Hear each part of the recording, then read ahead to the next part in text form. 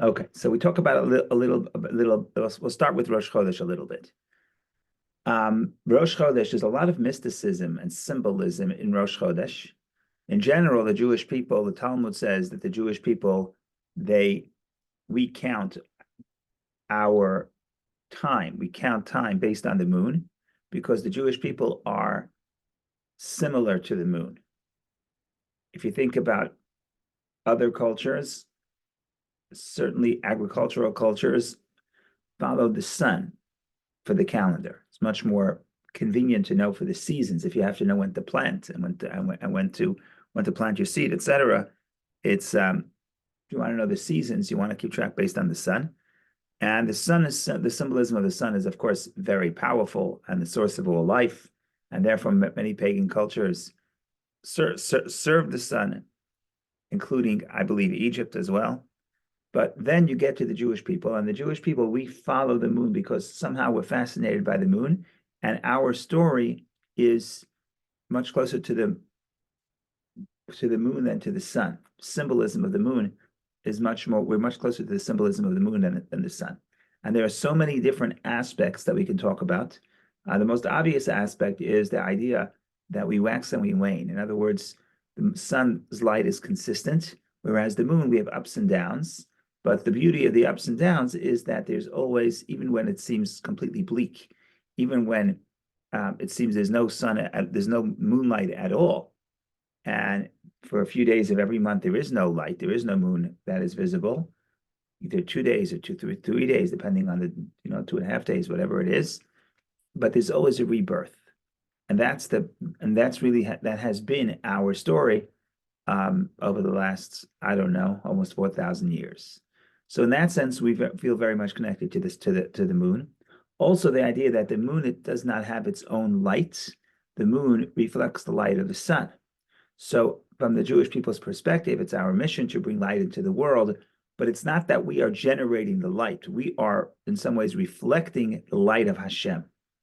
So our understanding of our mission is also connected to this, symbolism is connected to the moon even more than the sun, because in this metaphor, the sun is the source of the light, the moon is the person, is the phenomenon, the thing, the object, that celestial being, that object that reflects the sun, and in that sense, that's what we are doing. We reflect the light of Hashem.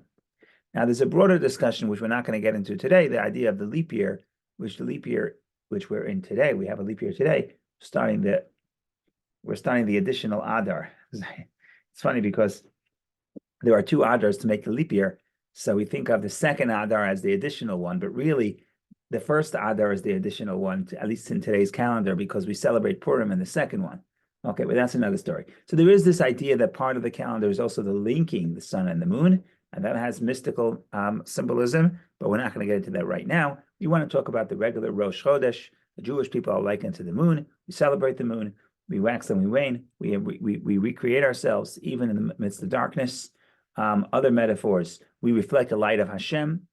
Other metaphors, we light up the dark sky. That's what we're here. That's when our mission is necessary, to bring light specifically to the dark spaces. And there's also a beautiful metaphor that and that beautiful teaching that I always say, because it comes from the Kli Yakar, which I really like. In the fourth to last portion of the Torah, the portion of Ha'azinu, where Moshe is talking about the future exile. So he says the word, God cast away the people from the land of Israel. And there, in the Torah, the letter Lamed, in the word Vayashlichem, he cast them away, the letter Lamed is very large, right? Because there's medium letters, most letters are medium, and then there are very few small letters, the font is small, and then some letters are large in the Torah. The Lamed of Vayashlichem, and he cast them away, is large. So why is it large? So one of the interpretations that Kli Yakar offers, because Lamed, it has a numerical value of 30. If Aleph is 1, and then you go Aleph to Yud is 1 to 10, and then Chaf is 20, and Lamed is 30. God cast the Jewish people out 30 days, 30 generations, after the promise to Abraham. In other words, if you promise to Abraham that Hashem will give us the land, you count 15 generations. So Abraham is the beginning of the story. The sun, the moon begins to shine. Then the complete moon, the full moon, is the days of Solomon. 15 generations after Abraham, you have the generations of Solomon. And the Zohar talks about this, that in the days of Solomon there was a full moon. Full moon represents the idea that the Jewish people's existence in the land of Israel was complete, both in the physical sense and in the spiritual sense, because at that point they had no threats from enemies because of the battles of David. So they lived in peace and serenity and wealth, but they also had spiritual wealth, which was the temple. Solomon built the temple. And that was generation 15. So you start with Abraham and you work your way up. You get to 15, there's a full moon. After that full moon, it already starts to wane, because Solomon, the next generation, you already have this split within the Jewish kingdom. The kingdom splits into half between the northern kingdom of the 10 tribes and the southern kingdom of Judea. And that's sort of the beginning of the deterioration, which ultimately leads to the destruction, which was 15 generations after Solomon. So it's actually very interesting that you have that imagery of the 30 generations from Abraham till the full moon until their first exile. Of course, that's not the end of our story. Our story just continues to wax and wane like the moon. Okay, so that's all by way of introduction. What is the Kabbalah interested in? So the Kabbalah has a very interesting idea, and that is that in order to grow, ironically, in order to grow, a person has to become nothing. A person has to become humble. A person has to become, put themselves aside. And just like the moon, before the rebirth, there cannot be a rebirth until there's an absence of the moon. And mystically speaking, is you have to completely go out of yourself, completely go out of the old model before you reach a new model of creativity. So this comes in all different aspects. So you have growing, but growing is growing upon what you already have. But if you want exponential growth, or if you want a breakthrough, the breakthrough, which is a complete rebirth of a creation of something new, is not a continuation from before. That has to be an abrupt break, a darkness, and from the darkness, that's observable in our life, but mystically it's very true. From the darkness, the humility of the darkness actually is what triggers the new light. I like to say about, you have creative block or writer's block, and people spend a lot of time trying to figure out what to do with their block. And you can go to the library and buy all kinds of books that tell you how to deal with creative block and tell you all kinds of techniques. You should take a walk or do this, or that, and the other. But mystically speaking, before you can have the new light, there's going to be darkness. There has to be a shattering of the old. There has to be humility. There has to be darkness, complete darkness. And from the darkness, a new light will emerge. So that's the idea of the new moon emerges only after complete darkness. And the Kabbalah and Hasidism, they have a beautiful, it's a beautiful play on a biblical story that we discussed years and years ago. That's the story that we read, the Haftorah that we read every year, the day before Rosh Chodesh. So if it's a day before Rosh Chodesh, Erev Rosh Chodesh has its own Haftorah. And even if, let's say, Rosh Chodesh would be Shabbat and Sunday, then they would read the Haftorah of Shabbat of Rosh Chodesh and the first and last verse of the Haftorah of the day preceding Rosh Chodesh. So in other words, today, even though it's Rosh Chodesh, but it's also preceding Rosh Chodesh, because the real Rosh Chodesh is tomorrow, day one of Adar. Today is day 30 of Shvat. In any case, what Haftorah do we read when we read the Haftorah of the day before Rosh Chodesh? So there's a biblical story. We read the biblical story of David and Jonathan. And basically, Jonathan, of course, is Saul's son, Shaul's son, and he's very good friends with David. And David starts to sense that Saul wants to kill him. So he has a plan with Jonathan. And the plan is, Jonathan tells him the plan. The plan is that every Rosh Chodesh, there was a meal at the king's house, and all the dignitaries were invited, amongst them David. And he says, don't come today to the meal. And if you don't come today to the meal, then my father is going to ask about you. Saul, the king, is going to ask about you, and we'll already be able to sense how he feels about you. And that's what they did. And they had this whole plan, and they did it actually for 2 days, because the first day Saul said nothing, because he said maybe it's a mikra, maybe it's by chance he couldn't make it. But there were 2 days Rosh Chodesh, and there were 2 meals, and the second meal he didn't either come. Then King David, then Saul's very upset. He asked Jonathan what's going on, and long story short, they realize that Saul wants to kill David, and David runs away, and David flees. Okay, that's the story. The opening statement of that Haftorah. Now, why do we read this on the day before Rosh Chodesh? What does this episode have to do with Rosh Chodesh? So the simple interpretation is it doesn't. The story actually doesn't have much to do with Rosh Chodesh, but it's a technicality. Jonathan tells David, Machar Chodesh. Jonathan tells David, tomorrow is Rosh Chodesh, and let's do this plan on Rosh Chodesh, tomorrow on Rosh Chodesh. Oh, so we have a biblical story that happened the day before Rosh Chodesh. So let's read the story let's read this Haftarah on the day before Rosh Chodesh. So that's the simple interpretation. The Kabbalah says there's much more to that, without getting into everything. But let's just continue down that verse. Jonathan tells David, tomorrow is Rosh Chodesh, and here is a tricky word. He says vinifkadeta. Vinifkadeta. Pakod is another word in Hebrew for remember. But here's the word. Vinifkadeta. You will be counted. You will be remembered, because your seats will be absent. Same word. Remembered and absent, the same word. Counted and absent, the same word. Vinifkadeta. You will be remembered. Ki yipaked moshavecha, because your seat will be empty. So it's actually interesting that in the biblical Hebrew, the same word for counting and remembering is the same word for being absent. And maybe it's because sometimes people don't realize who you were until you're absent.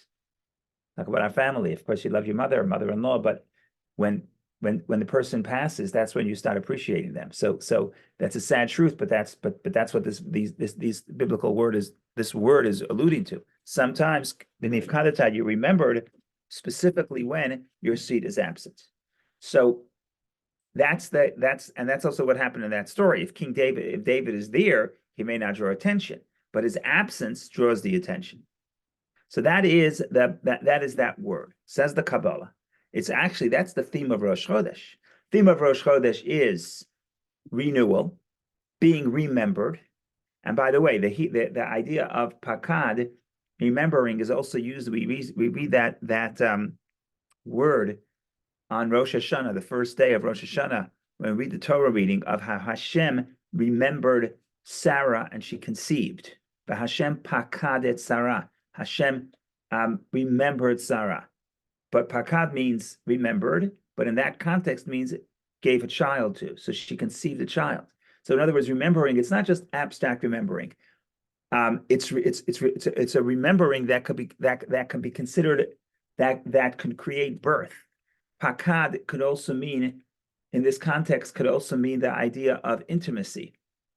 The Talmud says that if a person is going to travel, going to go away from his wife, so before he leaves, a person has to, quote unquote, remember his wife. And in that context, it means intimacy. So here we have a very interesting idea that intimacy, which is a greater unity and a greater connection, happens because of the absence, which is something to think about. But going back to the theme of Rosh Chodesh, that's exactly what happens when you talk about the idea of the new moon, the unity. In other words, the new moon means the moon now gets additional new light from the sun that it didn't have before. That's the symbolism. Last night I went outside. I did not see any sunlight. Now, maybe it's very small. I did not see any moonlight, with no moon reflecting the light of the sun. Now, there's this unity, intimacy between the sun and the moon. The sun and the moon, the Talmud refers to it as, the Kabbalah refers to it as Yichud Shimsha V'Sihara, which is the unity between, the intimacy and unity between the sun and the moon. There's a flow coming from the light of the sun to the moon that we can perceive. And now there's something new being born. So it may be very small. Maybe now it's only a seed. but this is something new that we did not have before. It's a completely different level. And what's the irony? The irony is it happens after the complete darkness. In some sense, spiritually, it means the complete submission, which means I give away, I step away from my own identity, my limited identity, and I open myself up for new possibility. So there's a lot more to say, but that's the Rosh Chodesh element. We'll try to connect it to the Parsha as well, to the idea of one of the mitzvot of the Parsha. But let's take a break. Go ahead, Bob, please. Thank you. Thank you, Rabbi. So most of the time we're talking about the ethereal, timeless nature of God, that he's, up in heaven and we have to raise ourselves to his level. And so here we are perseverating in a way. Almost the first mitzvah is the new moon in Rosh Chodesh, and this obsession with time and calendar, and if all the metaphors you say, the kind of the darkness, here we are celebrating the darkness. If I were going to make a construction, I would celebrate the full moon, because then it's the real union of sun and moon and the shining, star. Here, you're taking me to a black sky and saying, hey, let's celebrate. Okay, so go ahead, keep going. No, I mean, I just want you to clarify my befuddled brain. The first thing I want to say, I'm very happy you brought it up, because in fact, I don't know about every culture, but there are other cultures that have a lunar calendar, and certainly the Egyptians, the ancient Egyptians, as far as I know, basically in Egypt, they celebrated both the sun and the moon, and sometimes even before. Most people think that the lunar calendar predates the solar calendar, because it took a certain amount of sophistication to figure out how to use the solar calendar. But the bottom line is, in those areas of Egypt, in those times, and in those areas in Egypt where they did use the lunar calendar, the day one was full moon. Exactly what you're saying. What are you celebrating? You're celebrating the fullness of the light. Judaism says, no, the first mitzvah, Hashem tells Moshe, HaChodesh hazeh lachem, and Rashi says HaChodesh. In fact, it's very interesting that I should have mentioned this earlier. The word for month in Hebrew is the word new. Chodesh, new. Why is a month called the new? Because the lunar calendar doesn't have any. The lunar calendar, what we call a month, is not really a month. Nothing new is happening in the skies, right? You just take 365 and you divide it into 12, and each one is a month. So you have some days 30, some days 31, some days 28. But that's nothing to do with the new moon. Nothing's happening new, because the solar cycle is 29 and a half days, not 31, not 30, and not 28. So in Judaism, even the word for month becomes the word for new. So you're right, we do celebrate the new moon. Why? Because it's not about how much light you have. It's not about, is the light full or not full. The question is, are you growing to a completely new, in a completely new way? Are you breaking free of the old pattern, and are you getting to a higher level of light? So it's not the same level of light. It's not the same level of wisdom and insight that you had last time. It's a breakthrough. Now, the way breakthroughs work, breakthroughs never come to the full story. You don't start with the full moon. You start with a flash of light, and that flash of light can be expanded. But what we celebrate is the ability that to come to a new flash of insight, a new perspective, a new insight, a new level of understanding. Now, so that's what we celebrate. The expansion of that concept is a beautiful thing, but that's not as great as the ability to create something new. And I would especially add, and this ties in, that the reality is, I believe the mystic would say it's because that's the way it is in heaven.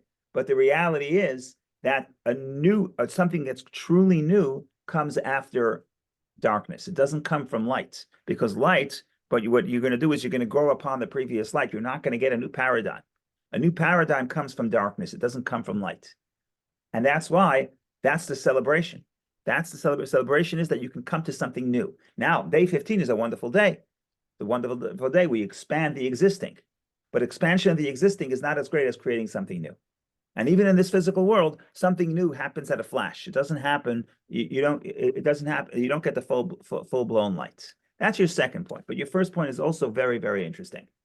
Your first point is, we're talking about Hashem. Hashem is infinite. Why the obsession of time? And why the obsession of these specifics of time and limitation and the darkness? And why is that the first mitzvah? And I like that question. It's a beautiful question. The reason why I like that question is because it touches upon a very important concept and the specific Kabbalistic idea of this whole Rosh Chodesh unity of sun and moon. So the problem here is that when we talk about, not a problem, when we talk about our relationship with God, there is a relationship between the infinite and the finite. We're finite, God is infinite. And you have that, so it's two separate entities. And the Judaism is about the marriage of these two opposing entities, the infinity of God and the human being, or even creation, which is finite. And that's why within Judaism, the concept, and certainly within the Kabbalah, the concept of everything is about creating unity. And in the language of the Kabbalah, you'll hear a lot about masculine and feminine. And because sun and moon are masculine and feminine, the moon is feminine. Within God himself, you have HaKadosh Baruch Hu, the Holy One, blessed be He, is masculine. The Shekhinah, the divine presence, meaning the divine presence that enters the specific and creates the specific finite space and time, that's feminine. In that sense, masculine is the giver, feminine is the recipient. And the Kabbalah is fascinated. Every page of the Kabbalah, Hasidus not so much. I mean, it's based on those principles, but in the Kabbalah, every single page of the Kabbalah, especially when you get to the Arizal, you're talking about. But even before, even the Zohar, you're talking about unity, the yichud. Especially if you're reading a Sephardic Siddur, which is rooted in the Kabbalah, you're going to hear the shem yichud, the unity of Kutshabricho Shchinti, the unity between God, Kadosh Baruch Hu, the Holy One, blessed be He, and His divine presence. Which, in other words, it's saying the unity between God and the source of all Jewish souls. That's the Shekhinah. That's Malchut, if you want to talk about the language of the Kabbalah. And it's all about the unity between giver and recipient. And what's interesting about Judaism is not that God is infinite. What's interesting is that God, the infinite, finds space and time to connect with the finite. And those moments of that connection, that unity, is what Judaism is interested in. Judaism doesn't always use these terms, but the Kabbalah is fascinated by it and gives it the terms of physical unit, of metaphors of unity between male and female. And that's why, from the perspective of the Kabbalah, rebirth of the moon is the yichud. It's the unity of sun and the moon, which represents the unity between the infinite God and the finite creation and the finite Jewish people. And that is the space where interesting things happen. That's where, just like in the physical sense, the essence comes from if you can have a unity between male and female, then you can give birth to a child. And in the physical world, the child represents the most greatest metaphor of infinity, because a child you can have children forever. So the power to reproduce is an expression of the power of infinity. So too, if you can take the light of God that's not limited and then marry that with the creation or the Jewish people or the person or a moment in time, so in some sense, it's like a step down for the infinite light. But actually what happens, you can actually get to the essence, and that's the birth that comes Kabbalistically, the birth that comes from the unity of masculine and feminine, sun and moon. In the language of the Kabbalah, Za, the higher six sfirot, to Malchut, to the lower sphira. So there's a lot to say about the topic you just mentioned. I would also say that within Hashem himself, so there's the unity between the infinity of God and the creation, but it starts from the perspective of the Kabbalah, there's the unity within God himself. Because within God himself, you have the infinite light, and then you have the possibility to communicate that light in a limited way. And we would call that, the Chazal, the sages call it Shekhinah, the divine presence, but it means Shekhinah comes from the word that dwelling. That's the light that dwells in the limited reality. And certainly from the Kabbalistic perspective, Shekhinah, Malchut, is the limited light of Hashem that creates the world. And then you have within God a unity between the infinite and the finite, and that's expressed in this world between the light of Hashem that we bring into our finite reality. So that's in the language of the Kabbalah. But if you don't want to have too much language of the Kabbalah, I'll talk to you in the language of the law. In other words, the body of Jewish law, without going to the mysticism. Some people, especially people who are spiritual seekers, spiritual people, they have a very difficult time with Judaism, because Judaism is all about halacha, law, and I would say not only law, but the specifics of the law. There isn't a mitzvah that doesn't have specifics of how it's done. Every mitzvah has to be done in a precise way. And if you do it a little bit different, it's not the mitzvah. Right? There's the comedian who does a whole thing of how come Jewish people don't have Christmas trees, because then there would be a tractate in the Talmud of what size lights should be on the Christmas tree and how many lights you need. It's funny, but we're used to it. But if you're a spiritual person and you come to this religion, you say, what is the obsession with details? Put up a mezuzah. If I put it on the wrong side, I put it on the wrong side, you don't fulfill your obligation. I once saw a pamphlet about a mezuzah, and it said there are at least 1,000 laws about a mezuzah. Okay, now that's a little exaggeration of how to make it and how to write it, but even how to put it up, there are many laws. So what's the difference if the mezuzah is this way, that way? Like every single mitzvah, it's not just a complicated mitzvah. Every mitzvah has details, and it can only be performed in this precise way, and it cannot be performed in a different way. And how come?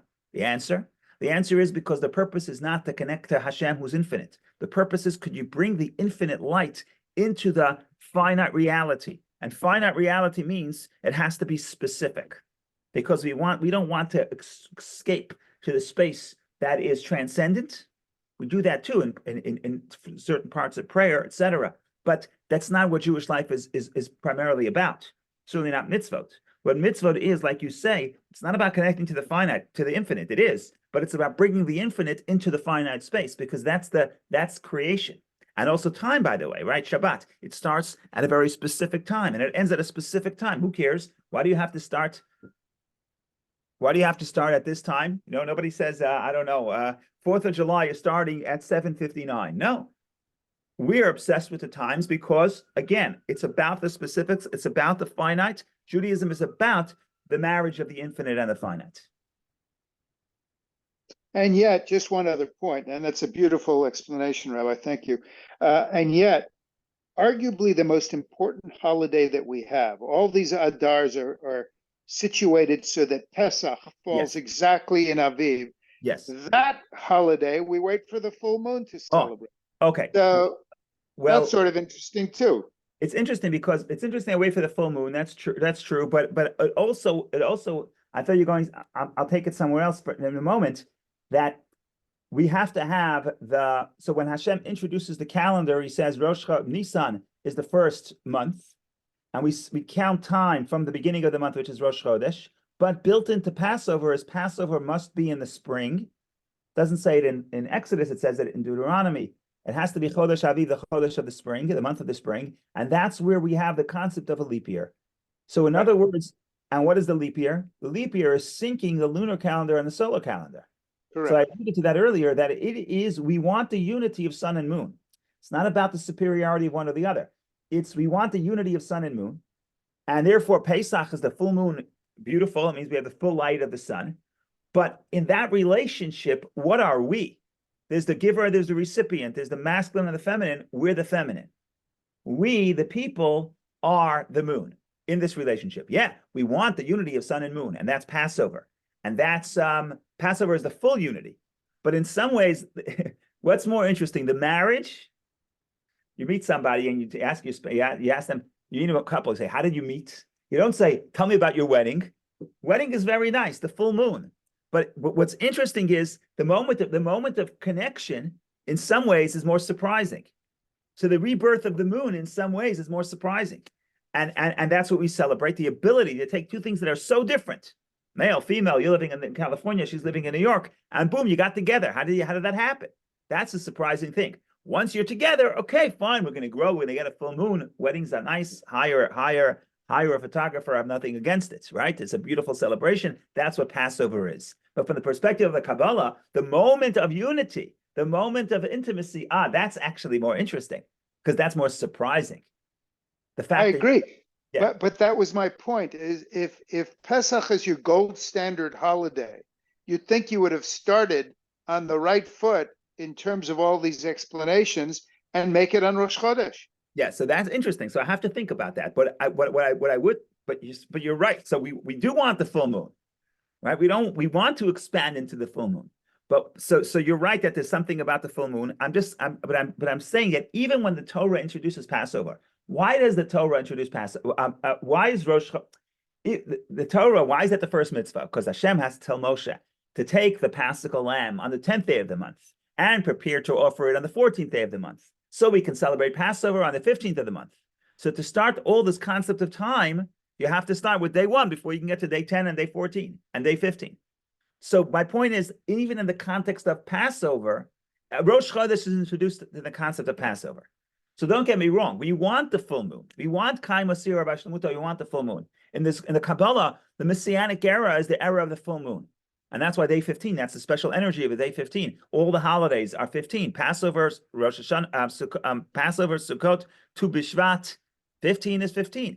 15th of Av, the Kabbalah goes crazy about the 15th of Av because the Mishnah says 15th of Av was the greatest holiday that the Jewish people had. In some sense, that's even more beautiful after the destruction to get to full moon. We discussed this in the past, 15th of Av. So we love 15. 15 is the goal. But the celebration, the ability to recreate yourself in some ways from the perspective of Judaism and specifically from the perspective of the Kabbalah, you can't get to 15 without 1. And the greater leap, what's a greater leap? From darkness to 1 speck of light? Or from what's a greater leap? Day 29 to day 1 or day 1 to day 15? What's more surprising? Now I'm not talking about in the calendar. In the calendar, that's the cycle. But in a symbolism, from getting to 0 to 1 is much greater than getting from 1 to 15.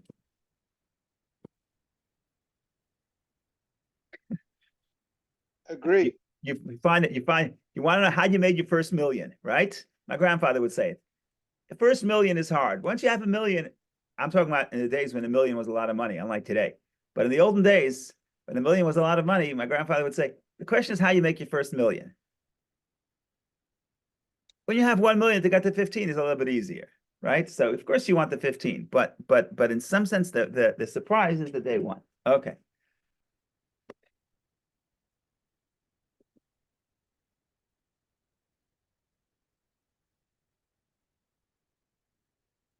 Okay, but part of this again, from the perspective of the Kabbalah, part of this is that there has to be the preceding the rebirth, there has to be the humility.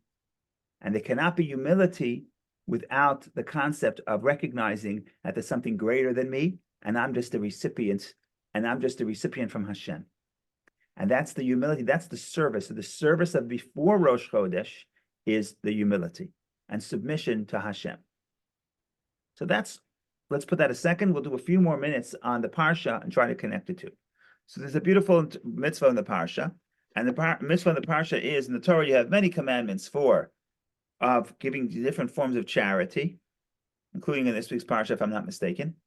But in this Parsha, there is a commandment, im kesef tal ve'etami. If you have to, if there's a big debate. What does if mean? Im, is it a commandment? Is it an obligation or not?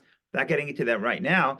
Im kesef talva, if you loan money to my people, says God. There's a mitzvah that you have to loan money to people. So the concept of the loan is, from the Kabbalah's perspective, is also that unity between giver and recipient, which is similar to the unity between the sun and the moon. And here we know that the Talmud says, actually, I'm not sure if the Talmud says it explicitly, but Maimonides certainly says it, that in some ways, the mitzvah of gemach, bilut chasadim, performing acts of kindness, which is another way of saying to give a loan, is actually greater than charity. How so? Because charity, you give somebody who's in need. They already fell, they're already in need. And in some ways, a greater mitzvah is to give somebody support so they don't fall. Before they fall. Once a person falls, it's harder to lift up. If you can give the person support before they fall, you give them a loan, then in some ways it's a greater mitzvah. That's what Maimonides says. Now, this is something that I never heard till this morning, so I'm going to say it because I think it's something to contemplate and think about. So if you think about, so let's talk about this for a second. So there's a medrash that says, maybe to the medrash.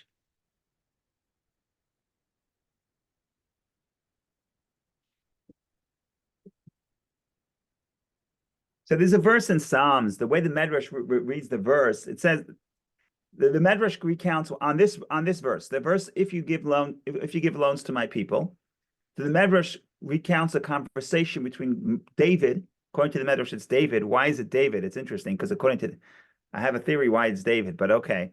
So the Medrash says that there's a conversation between David in the book of Psalms and God. David says, Yeshiv olam lifnei Elokim, literally means let the world sit before Hashem. It's a verse in Psalms 9, Tehillim, Psalms 61. But in Hebrew, the word Yeshev, if you spell it different, if you change the vet for the vav, which is a different letter, but it's phonetically identical, sounds the same.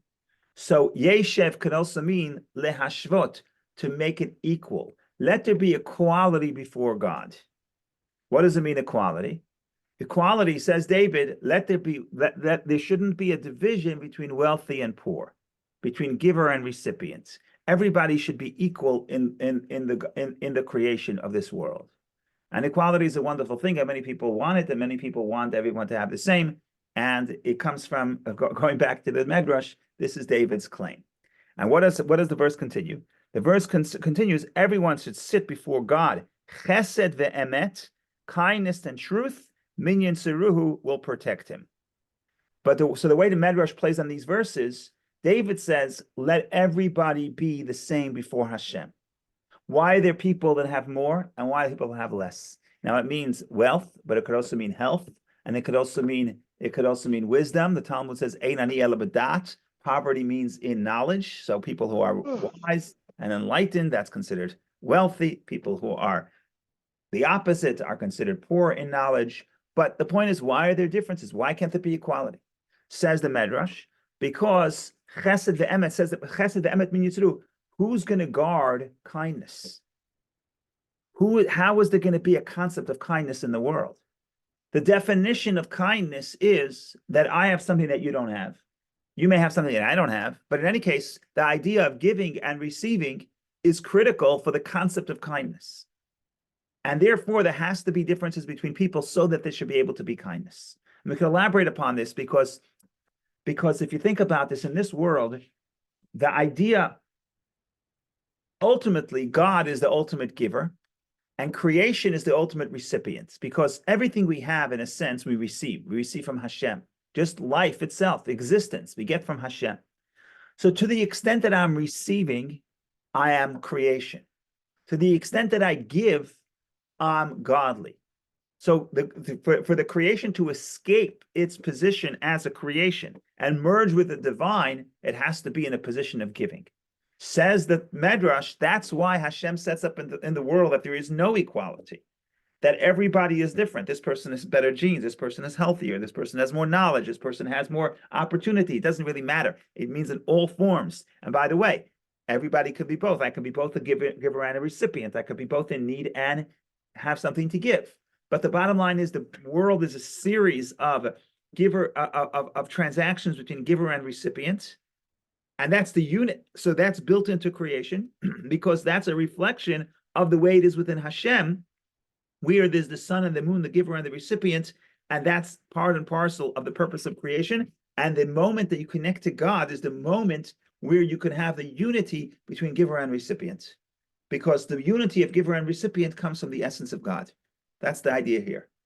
So that's a concept that we can elaborate upon. I don't know if we have that much time, but I want to just conclude with one thought from that the Rebbe says here in this discourse. It happens to be a discourse from 1962. Says the Rebbe that we know that in some ways alone is, as I mentioned earlier, in some ways alone is greater than charity. Because again, as I mentioned, the charity, the person already fell, and alone is you're supporting the person not to have to fall. Says the Rebbe like this. I don't know if it's the Rebbe's original idea or it comes from earlier sources within the Chabad philosophy. I don't know. I have to check that up. But the idea is as follows. Charity is a one-moment transaction. The recipient had it. I mean, the giver had the money. The recipient gave it. The giver gave it to the recipient, and now it belongs to the recipient. So the moment of unity between transaction or unity, it's transaction. I'm going to call it yichud. The moment of unity between giver and recipient is one moment. It's in one instant. It's a beautiful thing, but it's temporary. And spiritually, that represents, because according to the Kabbalah, whatever we do in this world, we actually create, and Hashem will reciprocate. So if giver and recipient connect in this world, on this planet Earth, then in the heavens, it's the same thing. The giver, the infinite light of Hashem, connects to the finite reality, and we bring more of Hashem's infinite light into this world. Part of that flow goes to me, the person who gives this charity or this loan.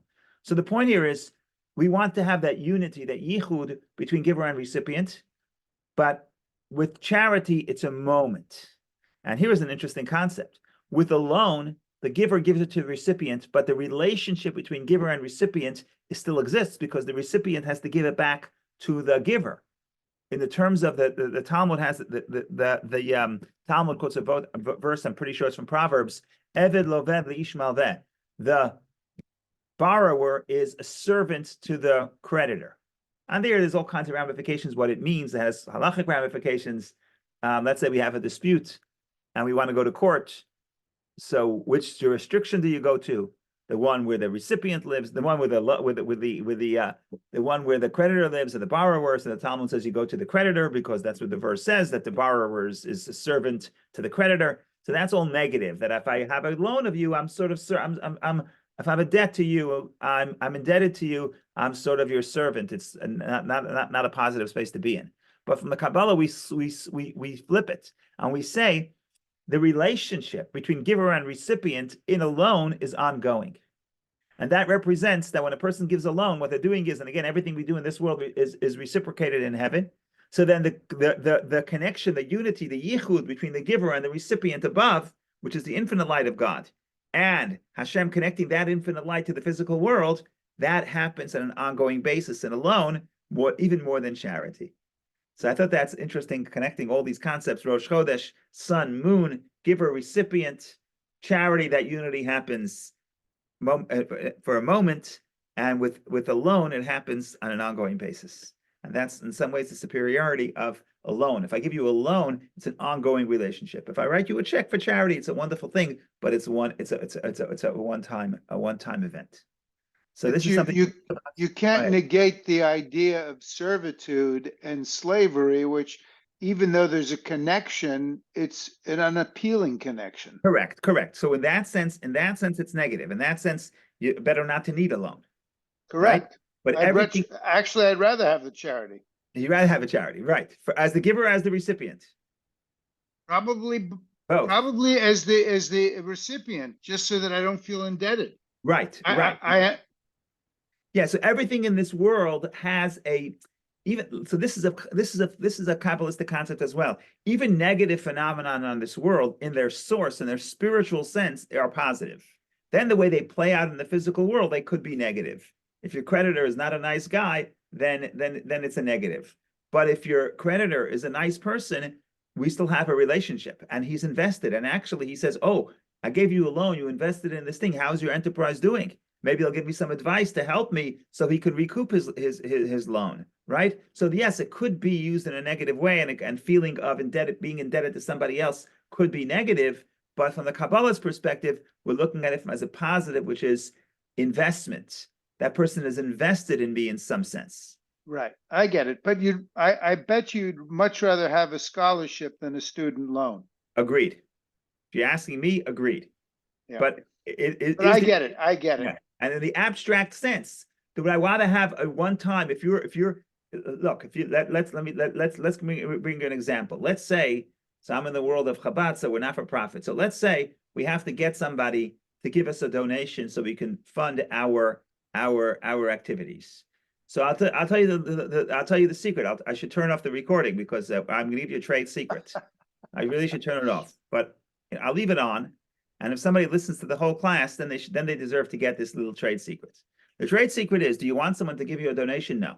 I mean, yes, you do. It was a wonderful thing, but you want someone to be invested. You want someone to feel a partnership. You want someone to feel that they're funding what you're doing, but you're partners. And in a way, it's like a loan because yes, I want to recoup something. I want to see the benefits.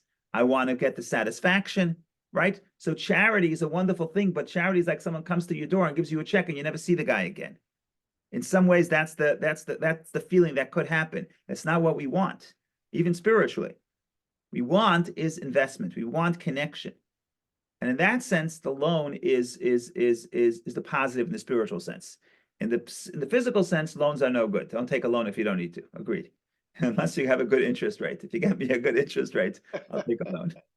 Okay. So that's the story. You got some Kabbalah, some trade secrets, everything you need you got for Shabbos to think about. Okay. And we have yichud. We have yichud, unity, sun and moon, unity, male, female. Beautiful. Giver and receiver. Giver and recipient, God and the world. Yes, you brought me back full circle. Thank you. Perfect. Thank you. Thank you very much. Thank you, Bob. Thank you, Vicky. Have a wonderful Shabbos. Have a wonderful Shabbos. Shabbat Shalom. Chazak Baruch. Thank you.